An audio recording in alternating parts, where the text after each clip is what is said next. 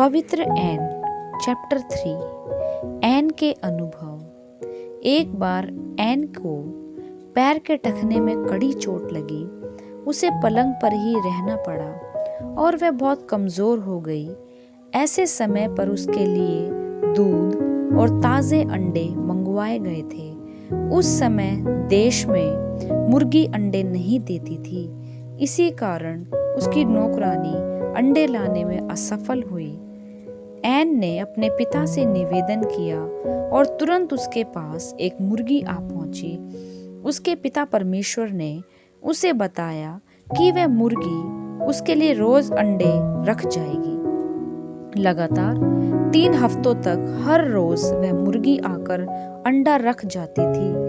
उसने औरों को बताना प्रारंभ कर दिया कि देश में अंडे प्राप्त करने का मौसम ना होते हुए भी उसके पिता परमेश्वर ने हर दिन उसके लिए अंडों का प्रबंध किया। उसकी अन्य जरूरतों को भी इसी तरह पूरा किया गया। एक बार उसने साबुन के 2 पीपे बनाए, जिसमें से आधा गरीबों के लिए रखा। वह साबुन गाढ़ा ना होने पर वह प्रार्थना करने लगी। प्रभु ने बताया कि उसके लिए ताजे मज्जे की जरूरत है, जिसका वह स्वयं प्रबंध करेंगे। अपनी ही सरल विधि में उसने जिज्ञासा से भरे बच्चों को बताया कि उसके पिता अगले दिन सुबह मज्जे का प्रबंध करेंगे। प्रातःकाल होने पर उसने मज्जे से भरी हुई एक बड़ी हड्डी को घर के पास पड़ा हुआ देखा, जिसे तोड़कर वह मज्जा साबुन में मिलाने लगी।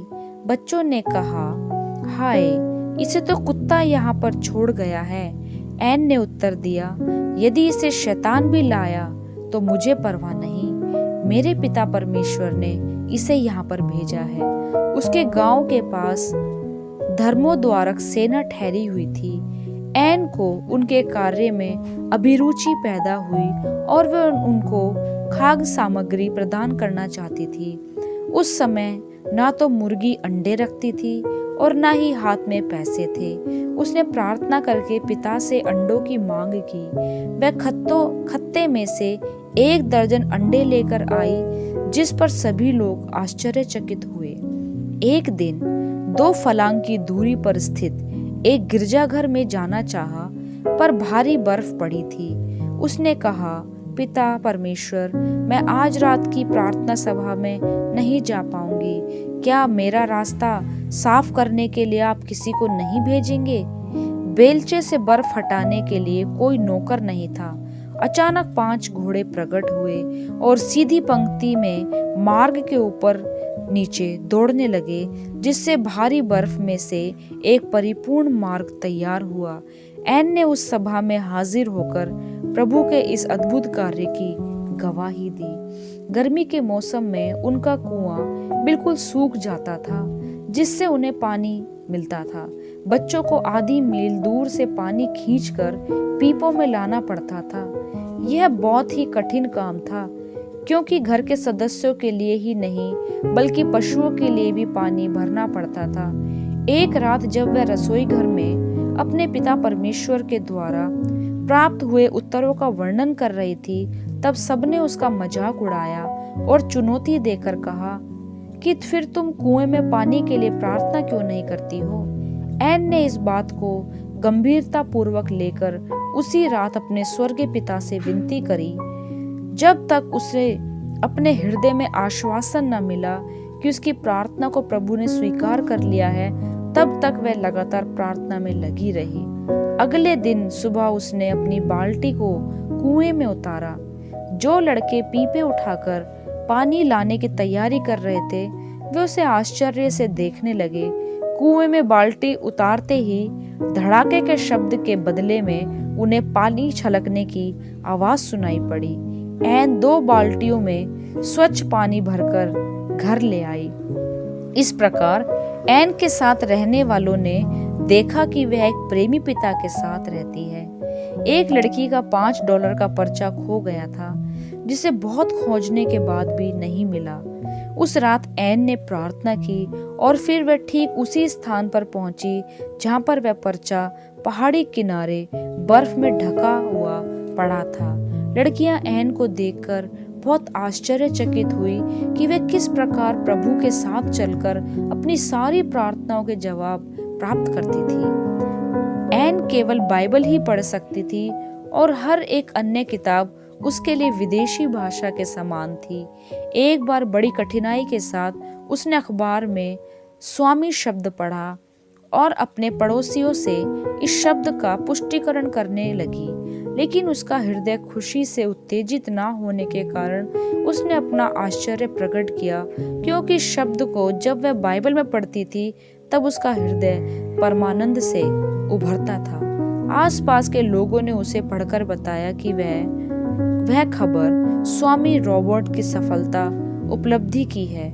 उसने तुरंत ही कहा, ओह, यह मेरा स्वामी नहीं है। जब लोग एन से मिलने आते थे तब उनसे बातचीत द्वारा उनकी समस्याओं को जानने से पहले ही वे उनके लिए प्रार्थना करके अपने पिता परमेश्वर से वचन प्राप्त करती थी। वह तुम्हें सब बातें सिखाएगा और सब कुछ जो मैंने तुमसे कहा है तुम्हें स्मरण कराएगा। यूहन्ना 14:26। जिस प्रकार एन बाइबल के वचनों की बौछार करती थी, लोग उसकी स्मरण शक्ति को अद्भुत मानते थे। उसके दिन प्रतिदिन की वाक्य शैली में बाइबल के वचन चुने हुए थे, जो कि पवित्र आत्मा द्वारा दी गई तत्पर जानकारी होती थी। उसने जीवन भर ना तो कोई वचन स्मरण किया और न ही याद किया। वह भी औरों की तरह वाक्यों का उदाहरण करके निर्देश देना चाहती थी, जिसके समर्थन की मांग उसने अपने पिता परमेश्वर से की। परमेश्वर ने उसे कहा कि वह उसका संतोषजनक भाग और उसका सब कुछ है। उसने स्मरण शक्ति की भेंट के लिए आंसू बहाए, परंतु प्रभु ने उसे बताया कि उचित समय पर वह उसकी सारी जरूरतों को पूरी करेगा। जब किसी अवसर पर उसे बाइबल में से एक अनुकूल भाग की आवश्यकता होती तो वह गुप्त स्थान में जाकर बैठ जाती थी और उसके पिता परमेश्वर उसे एक परिपूर्ण भाग प्रदान करते थे। एन को कभी भी लोगों के नाम और घर दोनों ही याद नहीं रहते थे, परंतु वह सड़क के किनारे चलते हुए चौराहे पर सही दिशा के लिए प्रार्थना करती थी। वह ठीक घर में कदम रखकर घंटी बजाती थी और उससे परिचित लोग उस घर में मिलते थे। वह कहती थी, मेरे पिता परमेश्वर कह रहे थे कि यही घर है। उसके साथी कभी भी घंटी बजाने का जोखिम नहीं उठाते थे। हमेशा वह जोखिम उठाने के लिए तैयार रहती थी और जीवन के हर कार्य में प्रभु के निस्संदेह निर्देशन से सबको आश्चर्यचकित करती थी। कई मौकों पर दुष्ट लोगों ने उसकी नैतिकता को लूटकर उसे बर्बाद करने की कोशिश की। ऐसा लगता था जैसा कि स्वर्गदूत उसकी रक्षा कर रहे हैं। एक अवसर पर जब वह अकेली लकड़ियां इकट्ठी कर रही थी, तब एक आदमी ने आकर उससे उसके पति के बारे में पूछा। उसने उसे पूरी सच्चाई बताई। अपने मन में दुष्ट अभिप्राय को रखते हुए उस आदमी ने अगले दिन सांझ के समय लकड़ियां लेकर आने का वायदा किया। उस रात एक स्वप्न द्वारा प्रभु ने उसे चेतावनी दी और अगले दिन वह स्थान पर जाने से रोका गया। कई सालों बाद एन ने उसे एक अनिष्ट शोहरत जैसे कुख्यात शिकंजे के खो में देखा, जब वह एक स्त्री को उसके पाप के जीवन से मुक्ति दिलाने वहां गई। वह एक समय पर एन जब अकेली घर पर थी, एक चोर चोरी करने के इरादे से घर में घुस आया। उसे लस्सी पिलाते हुए वह प्रभु की मदद के लिए प्रार्थना कर रही थी। वह अपने पजामे की मरम्मत भी कराना चाहता था, परंतु इससे पहले रीड घर आ पहुंचे। 3 दिन बाद वह आदमी एक बूढ़ी औरत के रूप में फिर आया। पिता परमेश्वर ने उसे चेतावनी दी कि वह वही आदमी है जो कुछ दिन पहले आया था। इस बार भी उस दुष्ट व्यक्ति से वह बच गई।